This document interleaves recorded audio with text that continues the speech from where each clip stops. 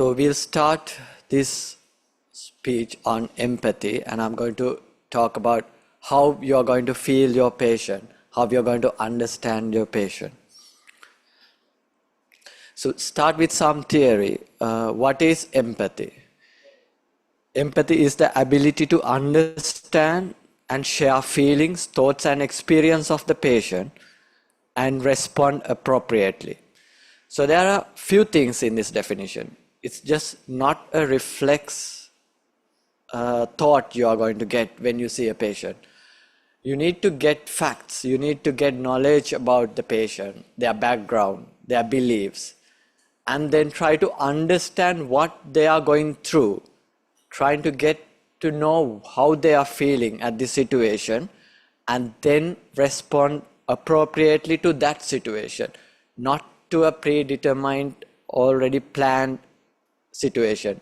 If each patient is different, so each situation will be different. Sigmund Freud explained this as saying, putting oneself in the patient's shoes. So this part is very important to understand the other aspects that Dr. Ganaka Senaratne was saying, in addition to patient being treated as merely a person with an illness. There's a lot of other things we need to understand to be empathetic. In contrast, sympathy is different. It's just feeling pity. It does not need to understand what's going on. It's just a reflex thought that you see when you see something sorrowful. So empathy is quite different to sympathy. I'm going to start with this case scenario. There's a 40-year-old woman presented to hospital with breathlessness and weight loss for 3 months. After several investigations, we do a CT, chest, abdomen, and pelvis. The diagnosis is a metastatic breast cancer, which is likely incurable. How are you going to tell this to the patient? So of course, in the ward round, you can just go and say, we've done the investigation, we've come to a diagnosis, this is the diagnosis, and there's not much we can give you, and discharge the patient. But that will be more traumatic to the patient than the disease itself. So in this situation, we need to make sure we try to understand how the patient feeling, what are her basic knowledge about the illness, what's her base social background, and then cater it appropriately. So we know there are protocols for breaking bad news, like Spike's protocol. We can follow one of that, but what I want to say is it's different from patient to patient. It will be different to tell this to a person who is educated up to grade 8 and a manual worker. It will be different for a nurse or maybe a retired or previously worked healthcare worker. It will be different to a person who has cared for her mother who suffered breast cancer, and if she was the one who looked after her during her terminal illness. It will be so different to someone who never knew what was cancer. So we need to think about all these aspects. Especially when you're telling this kind of news, it's important to know whether patient would like to have her family with them to support when they are listening to these stories. So always when you're breaking bad news, try to get a bit of background and try to go from patient's side. Try to see what they are feeling and do it appropriately.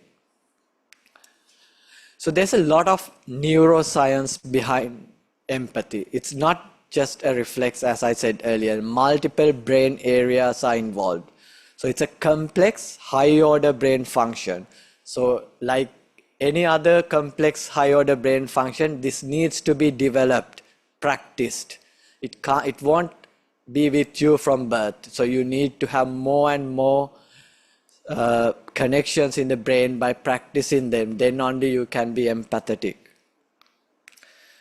Empathy historically was a great help for the humankind. So Homo sapiens, the great evolutionary advantage for them was the ability to understand each other and live like a family or a group, and also for communication.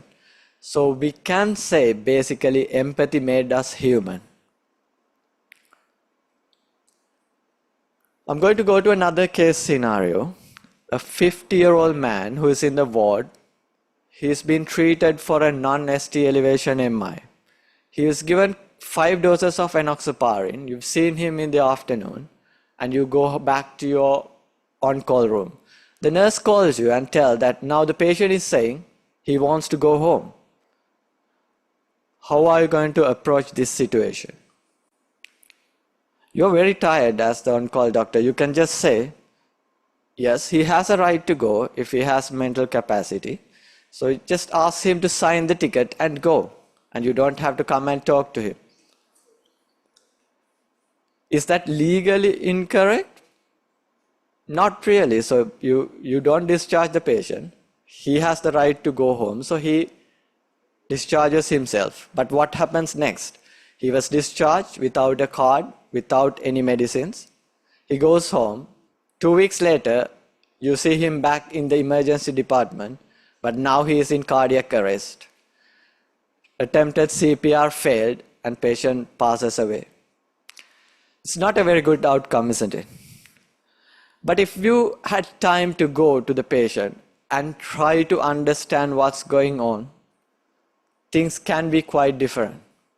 So this particular patient, if you go back to the patient and ask why you want to go home, and you got to get a bit more information about this patient, you find out that this is the husband of the patient we diagnosed lung cancer earlier in the month. She was discharged with a palliative plan and given a prognosis of 3 months. And her birthday is on the following day. So this guy wants to go home because he wants to give a surprise birthday to her, surprise birthday party. And most likely this will be her last birthday. Do you think he is wrong in trying to go home? Does he have a point? I think if we look from his side, I think he's a great man and he's perfectly right. What we need to do is, we need to tell him, empower him to make the decision, tell him what's the risk of going home and what can be achieved. Are there any alternative things we can do? Of course, if he lives close by, he can even come back for the last dose of enoxaparin. We can arrange it from private sector if he's willing for that.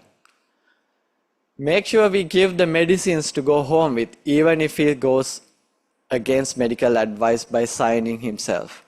Arrange a follow-up because he has a right to go home and also he has a right to get medicines and a follow-up. So legally you are protected. You get him to sign the ticket, but you tell him that we all think you are doing the correct thing. Appreciate him for being a great human being. And then give him medicines, arrange a follow-up, and then ask him to sign and go. So that will be a more empathetic and I would say a better and a correct way of managing this situation. Although just letting him go without anything and ask him to sign is not legally incorrect. So a bit more theory. So in the past we had different models of care. We used biomedical care where we investigate, find a fault and try to fix it. It's like treating a machine. And the other way, we felt the doctor knows the best and we made all the decisions. Of course, the doctor knows the best about medicine, about the knowledge. But this is a patient with a problem. And he knows what's best for him if he was given the correct options. So our part here is to empower him with the adequate knowledge to make the correct decision for himself. So modern models of care include holistic care, shared decision making, personalized medicine, and patient-centered care, where we empower the patient, we give them the information, and we together discuss the best decision for the current problem. So empathy plays a big role in all these newer models of care. There are a lot of benefits from empathy to both the patient and for the healthcare worker. It improves patient satisfaction and trust. It leads to better compliance and better outcomes. After all, that's what we want in healthcare, to have better outcomes. It reduces the anxiety, stress, and any anger between the patient and the doctor.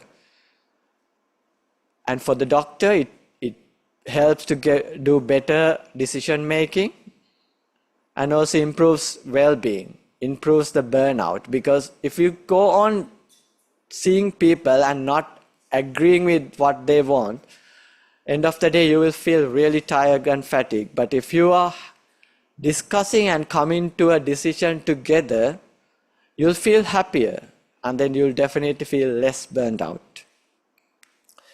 So there are many ways to improve empathy, because it's not something you are born with, it's something you develop.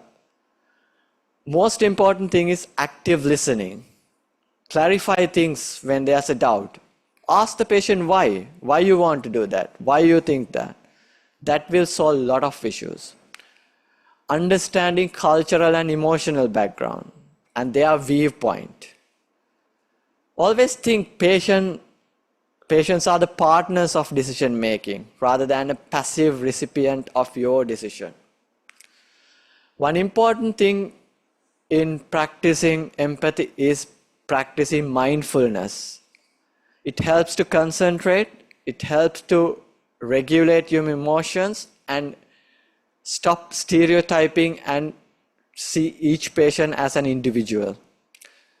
Self-awareness about bias, burnout, and fatigue also improves empathy, because when you know you are tired, you know you are going to be more angry and make a wrong decision. And another important thing we can do is reflective practice. It's either self-reflect or team debriefs, where at the end of the day, you just close your eyes and think about the situation you faced in the day. Did I do things correctly? Did I understand the patient correctly, or is there a better way to do it? What can I do to improve my empathy? Another case scenario which I managed recently, a 75-year-old man who is a Jehovah's Witness coming with a massive upper GI bleed. According to his religious wishes, he clearly says he does not want blood or blood products, even if there's the life-threatening situation. So he has the right to make this decision, because it's his beliefs and we can't say it's wrong. It's his belief, so we have to respect what he wants. So in this situation, rather than say, then we can't do anything, there's a lot more to say to comfort him, show that you understand him, tell the family that we respect what he wants and his wishes. So this particular patient was in an end-of-life pathway. He was given some morphine and some midazolam to reduce anxiety. The family was with him and he passed away peacefully in the ward with his family next to him. So that was the best outcome for that situation, and the family was very happy with that. So in summary, empathy is ability to understand and share feelings, thoughts, and experience of the patient, and also respond appropriately. It's an important skill that needs to be developed, and it benefits both the patient and the healthcare worker. This will lead to better medical outcomes, better mental well-being of the healthcare worker as well as the patient.